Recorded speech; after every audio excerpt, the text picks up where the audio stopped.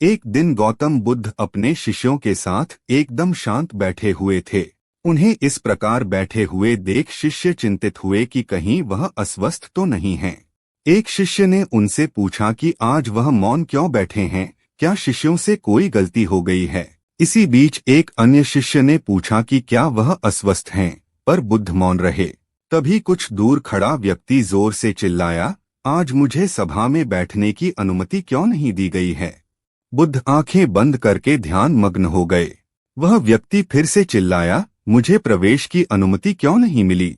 इसी बीच एक उदार शिष्य ने उसका पक्ष लेते हुए कहा कि उसे सभा में आने की अनुमति प्रदान की जाए।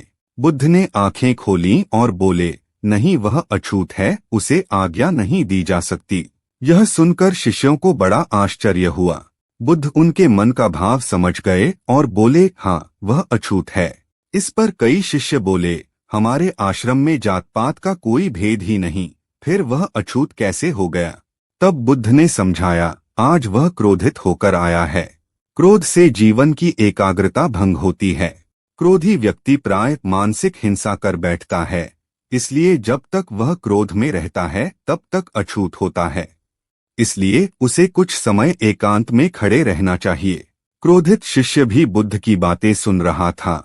पश्चाताप की अग्नि में तपकर वह समझ चुका था कि अहिंसा ही मनुष्य का महान कर्तव्य व परम धर्म है। वह बुद्ध के चरणों में गिर पड़ा और कभी क्रोध न करने का प्रण लिया। शिक्षा आशय यह है कि क्रोध के कारण व्यक्ति अनर्थ कर बैठता है और पश्चाताप उसे बाद में होता है, जिसका कोई लाभ नहीं मिलता। इसलिए हमें क्रोध नहीं करना चाहिए।